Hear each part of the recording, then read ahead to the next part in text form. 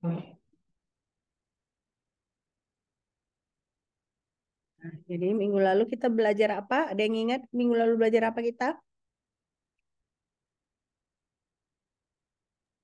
Tentang podcast, Ma'am.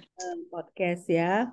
Minggu lalu kita belajar podcast. Nah, minggu ini kita belajar tentang question and answer with science textbook author.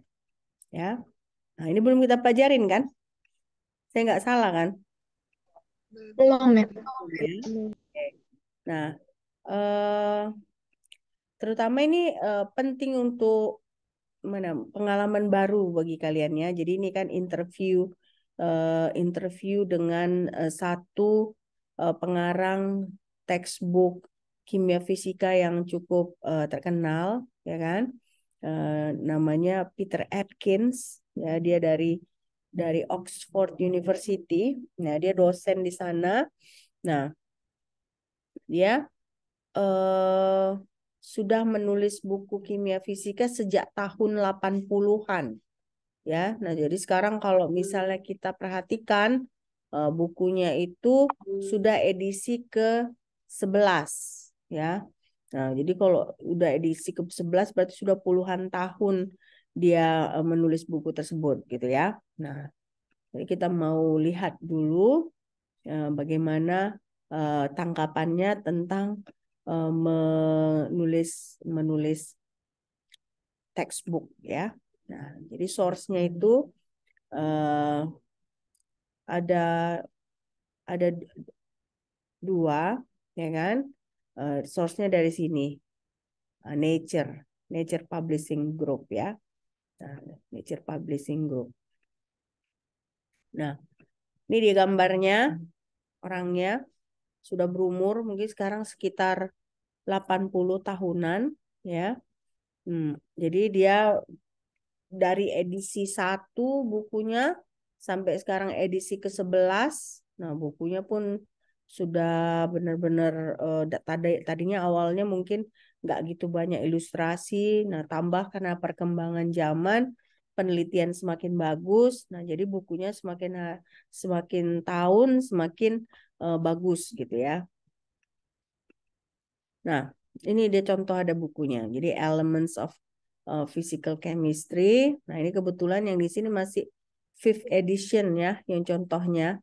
Nah, ini international editionnya. Tapi kalau saya, kebetulan saya kan dosen kimia fisika. Nah, yang saya pakai sekarang ini sudah edisi ke-11. Nah, itu yang termasuk edisi yang paling baru. Ya. Nah, eh, nah, jadi Peter Atkins ya. Nah, Peter Atkins itu dosen. Nah, dosen dia. Nah, tapi karena dia fokus menulis textbook, nah di sini dituliskan kan the success of Peter Atkins classic textbook physical chemistry led him to trade research for full-time writing and teaching in the 1980s. Nah, jadi artinya dia nggak lagi fokus ke penelitian. Nah, dia hanya fokus ke um, menulis dan mengajar, ya. Nah, di sini Atkins explains how the reward for textbook can be great. Nah, jadi menurut Atkins ini uh, karena dia terlalu fokus dalam menulis buku dan ngajar, dia nggak bisa penelitian lagi, ya. Jadi makanya dia sebutkan sini bahwa rewardnya ini, ya. Jadi reward itu apa? Upah ya, seperti semacam upah, bukan upah dalam hal materi aja gitu ya, kepuasan batin juga kan, ketika menulis bahagia gitu dalam menulis. Nah, itu kan merupakan reward juga dalam menulis textbook. Jadi reward di sini tidak berarti dia tidak melulu karena financial gitu ya. Nah, tapi di sini but the effort needed can affect your research. Nah, jadi pernyataan Peter Atkins bilang bahwa menulis buku itu rewardnya banyak. Nah, tapi sebagai dosen seringkali kalau kita terlalu fokus menulis buku, Akhirnya terkendala penelitiannya, ya. Nah, sekarang ditanyakan ya oleh interviewernya ke Peter Atkins, what is the purpose of a textbook? Nah, ditanyakan what is the purpose of a textbook? Nah, dia sebutkan pertama, one that is considerate to the student. Nah, jadi sebenarnya purpose-nya itu supaya mahasiswa mengerti pelajaran, ya. Jadi sebenarnya seharusnya idealnya kalau menulis textbook itu fokusnya mahasiswa, fokusnya siswa, ya. Jadi makanya dia sebut di sini purpose of a textbook, one that is considerate to the student. Okay. Nah, yang kedua, one that tries to put itself in their position and to explain and interpret what is going on. Nah, jadi makanya kenapa seringkali kan kalian pernah nggak baca textbook kimia? Ada yang udah pernah baca textbook kimia nggak? Kalian kan ada CBR ini kan kemarin, benar nggak? Ada CBR di tugas ini kan? Nah, Ya, Mem. textbook apa yang kalian pakai?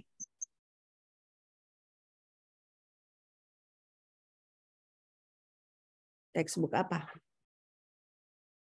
Udah lupa? Hah? Textbook apa yang kalian pakai di CBR kalian? Hah? Lupa? Hah? Ayo. Jadi textbook apa yang pernah kalian baca? Saya mau misalnya saya mau bertanya, ketika kalian membaca textbook itu bagaimana tanggapan kalian gitu? Saya mau tahu gitu.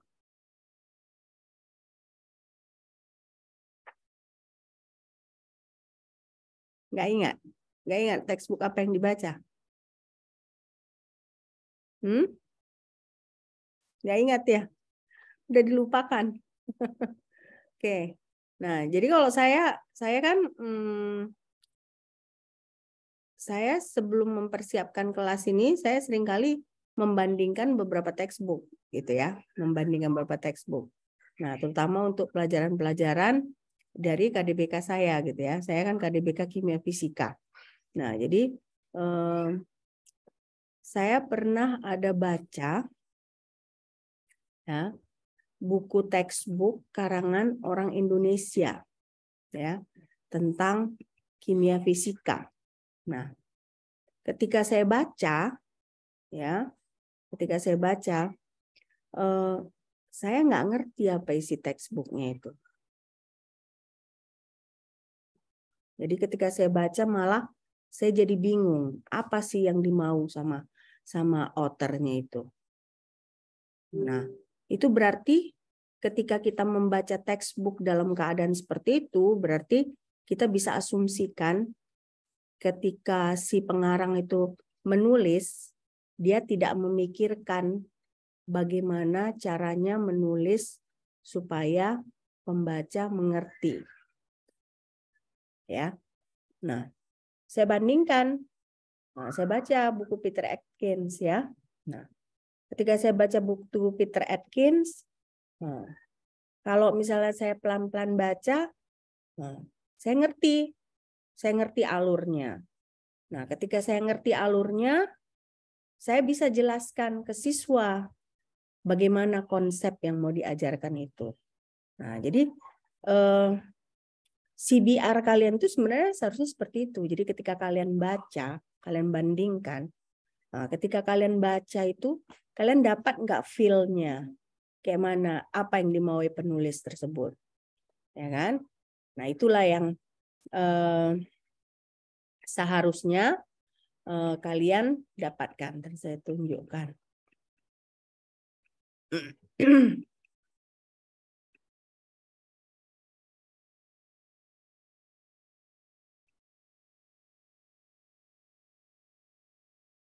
Oke,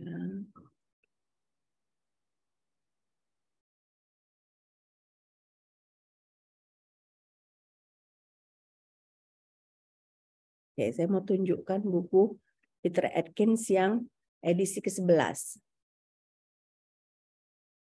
Kalian lihat nggak? Lihat ya. Lihat share saya, screen saya kan? Lihat, Lihat. Ini dia bukunya edisi ke-11. Oke. Nah, kalau kalian yang di covernya, ya kan? Nah, ini ada preface-nya, berarti kata pengantar. Nah, ini ada cara bagaimana menggunakan buku. Nah, jadi mahasiswa tidak langsung buka chapter gitu ya. Kalau bisa kita baca dulu instruksinya kira-kira bagaimana caranya, ya kan? Nah, baru ada about the author segala macam, acknowledgement. Nah, baru di sinilah mulai chapternya. Nah, di sini kalau kalian lihat kan ini fokus pertama berarti chapter pertama, ya kan? Nah, dia menjelaskan bagaimana perfect gas, bagaimana kinetik, bagaimana real gas itu, ya kan? Nah, baru masuk ke teorinya. Nah, ada tabel, ada lagi di sini kotak yang menyatakan apa yang perlu kita ketahui untuk chapter ini, gitu ya. Nah, baru ada lagi ilustrasi. Ketika kalian melakukan CBR, ada nggak seperti ini model textbooknya? Yang ada gambar, ada ilustrasi, ada nggak?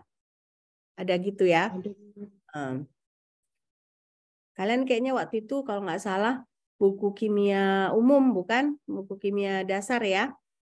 Ya kan? Yang kalian CBR-kan kan? Nah, jadi di sini, nah nanti kalau kita lihat, nah ini kan kebetulan e-book dia kan, electronic book yang saya punya ini. Jadi makanya saya bisa apakan ini table of content. Nah, saya mau lihat di sini, ya kan? Nah, ini kalau kita klik lagi, nah nanti ada apanya? Kita klik di sini, nah, dia real gas.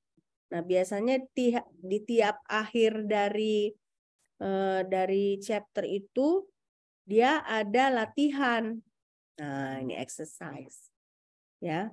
Nah, latihan exercise ini ada jawabannya. Jadi nggak semua. Misalnya ini kan ada 1A, 1B. Nah, 1A ini nggak ada jawaban, tapi 1B ini ada kunci jawabannya. Jadi kalau kita mau berlatih, kita bisa cek apakah kita sudah mengerti atau tidak konsepnya. Bahkan kalau kita sudah mengerti kan kita bisa dapat jawaban yang benar, ya kan? Nah, kalau kita tidak mengerti, kita tidak dapat jawaban yang benar. Nah, jadi inilah contoh-contoh textbook yang ketika ditulis oleh pengarangnya, dia menempatkan diri di sepatu mahasiswa, sehingga dia berusaha menulis sesuai dengan tingkat pengertian mahasiswa. Ya. Oke. Nah, jadi makanya di sini menurut si Peter Atkins kan, one that is considerate to the student, ya kan? One that tries to put itself in their position and to explain and interpret what is going on. Nah, baru di sini yang paling penting, the author has to imagine himself as a student and think and then write down what the student might be puzzling over. Nah, jadi karena yang membuat saya bingung, ya kan? Tentunya berbeda dengan yang membuat kalian bingung. Benar nggak? Nah, jadi kan saya harus menempatkan diri kira-kira sampai di mana. Kalau misalnya saya mau menulis textbook gitu ya, saya harus menempatkan diri di posisi kalian. Nah, kira-kira dengan kemampuan kalian misalnya semester 1, kalau saya tulis dengan model seperti ini, kira-kira kalian ngerti atau tidak? Nah, seperti itu. Jadi penting di sini si author ini harus menempatkan dirinya sebagai student. Ya. Nah, baru yang berikutnya, did your own teaching experience influence you? Ditanyakan ke si Peter Atkins, apakah pengalaman kamu mengajar itu mempengaruhi cara kamu menulis textbook? Jawabannya wholly. Berarti jawabannya iya, tentu saja. Being face to face with student, grappling with concept is a real education. Nah, makanya terkadang kalau kalian perhatikan, kalau saya ngajar itu, saya suka lihat ekspresi kalian. Nah, saya mau tahu gitu dari ekspresi kalian, kira-kira kalian ngerti atau enggak. Walaupun ini kan kita pelajaran bahasa Inggris kimia, bukan pelajaran yang rumit ya, pelajaran yang gampang. Apalagi nanti misalnya contohnya pelajaran-pelajaran yang lebih kimia sekali. Nah itu saya perlu lihat gitu ketika saya menjelaskan sesuatu. Saya tanya kan, ada pertanyaan nggak? Enggak, tapi mata kalian mata-mata bingung. Ya kan? Nah, jadi walaupun kalian bilang nggak ada pertanyaan, mungkin karena mata kalian mata-mata bingung. Nah ini kalau menurut si Peter Atkins, dia coba jelaskan lagi. Nah, dia coba jelaskan lagi dengan cara yang lain. Nah, ketika dicobanya jelaskan dengan cara yang lain, nah mata mahasiswanya sudah berubah. Sudah ada sedikit mata excitement-nya gitu ya. Nah, disitulah dia ketika menulis hal-hal seperti pengalaman yang mengajar itulah yang dia ingat untuk metode penulisan textbook-nya. Nah, jadi makanya di sini kan sorry. Makanya di sini dia ketika dia menulis, ya kan, menulis buku itu berkaitan erat dengan mengajar. Nah, jadi makanya walaupun dia fokus menulis, mengajar nggak akan terbengkalai, tapi penelitian itu kan agak terpisah. Nah, makanya dia bilang tadi kan penelitiannya jadinya nggak lancar gitu ya. Nah, sekarang kalian tanya, Bu, buat apa kami belajar pengalaman orang menulis buku? Nah, pasti kalian bertanya seperti itu.